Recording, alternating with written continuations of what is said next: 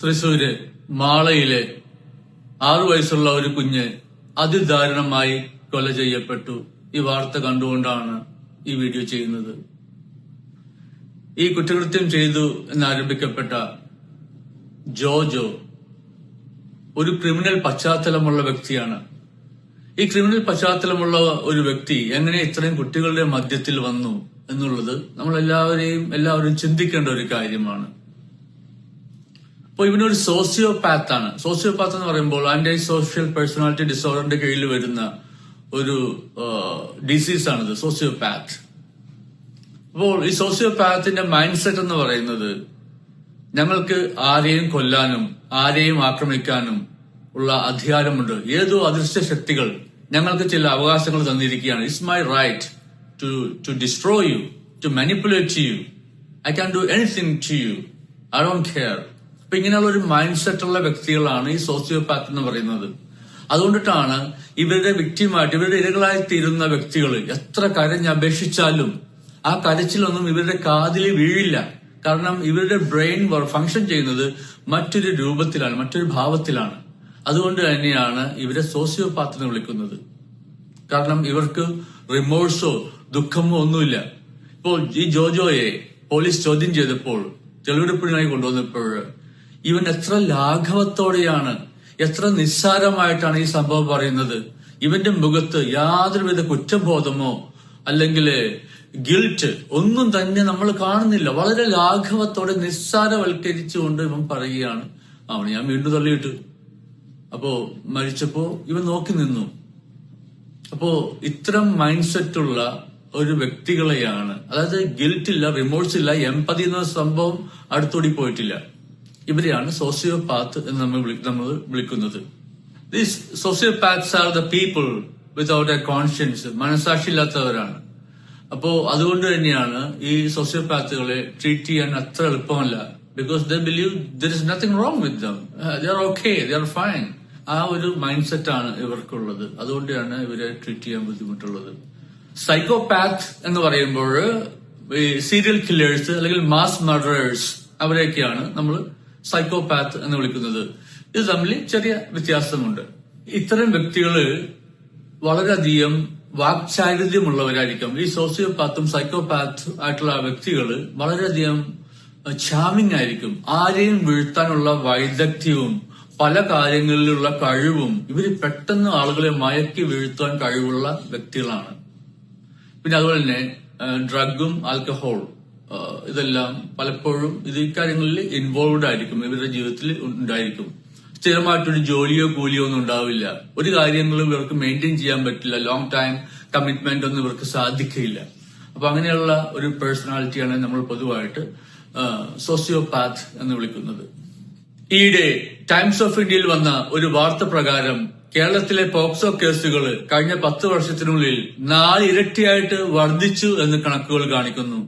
കേരള പോലീസിന്റെ വെബ്സൈറ്റിൽ നാം കാണുന്നത് 2021 41 കുട്ടികൾ കൊല ചെയ്യപ്പെട്ടു, 2022 29 കുട്ടികൾ, 2023 33 കുട്ടികൾ, 2024 23 കുട്ടികൾ.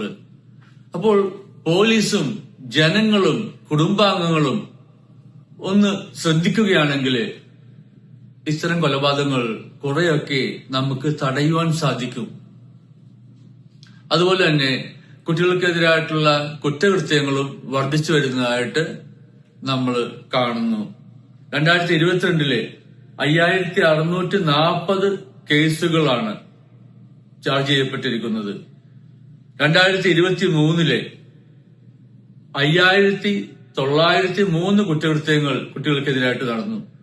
2024 5140 കേസുകൾ. 2025 ഇതുവരെ ഫെബ്രുവരി മാസം വരെ 980 കുറ്റകൃത്യങ്ങൾ കുട്ടികൾക്കെതിരായിട്ട് നടന്നു കഴിഞ്ഞു. ഇത്തരം കുറ്റകൃത്യങ്ങൾ തടയുന്നതിൽ ജുഡീഷ്യറിക്ക് വലിയൊരു പങ്ക് വഹിക്കുവാൻ സാധിക്കും.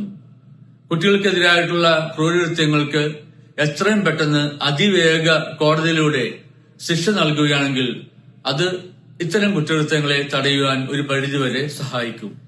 ഇത് റിപ്പോർട്ട് ചെയ്യപ്പെട്ട കേസുകൾ, ഇനി റിപ്പോർട്ട് ചെയ്യപ്പെടാത്ത എത്രയോ കേസുകൾ നടക്കുന്നുണ്ടായിരിക്കാം.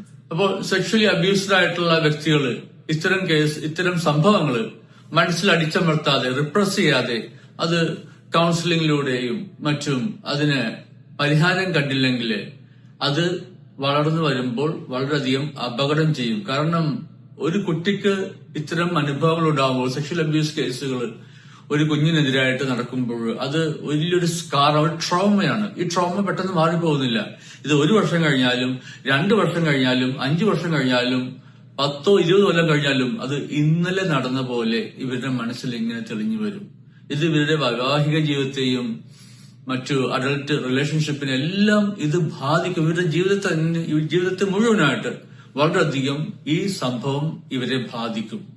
അതുകൊണ്ടിട്ട് ഇതിന് വളരെയധികം പ്രാധാന്യം നൽകേണ്ടതും നമ്മുടെ കുഞ്ഞുങ്ങളെയെല്ലാം വളരെയധികം ശ്രദ്ധിക്കേണ്ടതുമാണ്. മാതാപിതാക്കൾ ശ്രദ്ധിക്കേണ്ട കുറച്ച് കാര്യങ്ങളുണ്ട്. കുട്ടികൾക്ക് ഇത്തരം കാര്യങ്ങൾ നമ്മൾ പറഞ്ഞു കൊടുക്കണം. എന്താണ് ഗുഡ് ടച്ച്, എന്താണ് bad touch, good touch and bad touch, ഇത് തമ്മിലുള്ള ഡിഫറൻസ് എന്താണ്? അതുപോലെ തന്നെ സ്ട്രേഞ്ചേഴ്സ്, നമുക്ക് പരിചയമില്ലാത്ത ആൾക്കാരോട് നമുക്ക് സംസാരിക്കാവോ? അവർ ചോദിക്കുന്ന ചോദ്യങ്ങൾക്ക് നമ്മൾ മറുപടി കൊടുക്കണോ? എന്താണ് നമ്മൾ അത്തരം സാഹചര്യങ്ങളിൽ ചെയ്യേണ്ടത്? ഇതെല്ലാം മാതാപിതാക്കൾ കുഞ്ഞുങ്ങൾക്ക് പറഞ്ഞു കൊടുക്കേണ്ട കാര്യങ്ങളാണ്. 3 ചോദ്യങ്ങൾ ഒരു മാതാവിനോ പിതാവിനോ എപ്പോഴും ഉത്തരം പറയാൻ സാധിക്കണം. 3 ചോദ്യങ്ങൾക്ക്. 1, എന്റെ കുഞ്ഞിപ്പോൾ എവിടെയാണ്?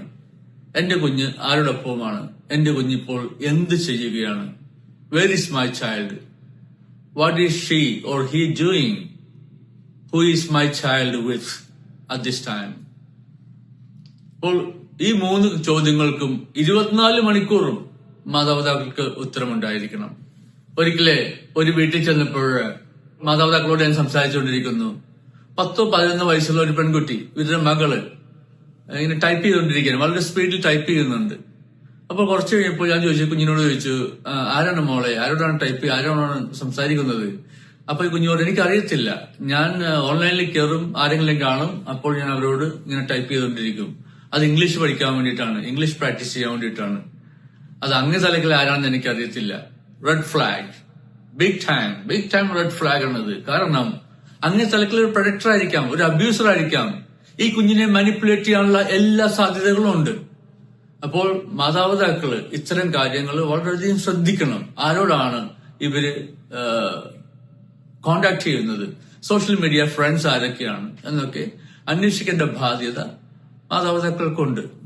കാരണം ഈ സോഷ്യോപാത്തുകൾ നമുക്ക് ചുറ്റുമുണ്ട്, നമ്മുടെ മധ്യത്തിൽ തന്നെ ഇവരൊക്കെ തന്നെയുണ്ട്. ഇത് ഞാൻ നേരത്തെ പറഞ്ഞ പോലെ അൺട്രീറ്റഡ് ആയിട്ട് പോകുന്ന ഒരു രോഗമാണത്. അപ്പോൾ ഇത്തരം ആൾക്കാര് നമ്മുടെ മധ്യമുണ്ട് എന്നുള്ളത് നമ്മളെ ഭയപ്പെടുത്തുന്ന ഒരു കാര്യമാണ്. ഇന്ന് നമുക്ക് നമ്മുടെ കുട്ടികളെ മൈക്രോ മാനേജ് ചെയ്യാൻ പറ്റില്ല. അവരെവിടെ പോകുന്നു, എന്ത് ചെയ്യുന്നു എന്നൊക്കെ നമുക്ക് പൂർണ്ണമായിട്ടും അവരെ ഫോളോ ചെയ്യാനോ അവർ പോകുന്നിടത്തൊക്കെ പോകുവാനോ നമുക്ക് സാധിക്കില്ല. അതുകൊണ്ടാണ് അവരെ മൈക്രോ മാനേജ് ചെയ്യാൻ നമുക്ക് സാധിക്കില്ല. പക്ഷേ എല്ലാവരും ജാഗ്രത പാലിക്കുകയാണെങ്കിൽ ഇത്തരം കേസുകൾ കുറെയൊക്കെ തടയുവാൻ സാധിക്കും. ജനങ്ങളും നാട്ടുകാരും പോലീസും ജുഡീഷ്യറിയും എല്ലാവരും ഇത്തരം കാര്യങ്ങളിൽ കൂടുതൽ ജാഗ്രത പാലിക്കുകയാണെങ്കിൽ കുട്ടികൾക്കെതിരായിട്ടുള്ള ഈ കുറ്റകൃത്യങ്ങളെ ഒരു പരിധിവരെ നമുക്കൊക്കെ തടയാൻ സാധിക്കും. ദൈവം അനുഗ്രഹിക്കട്ടെ.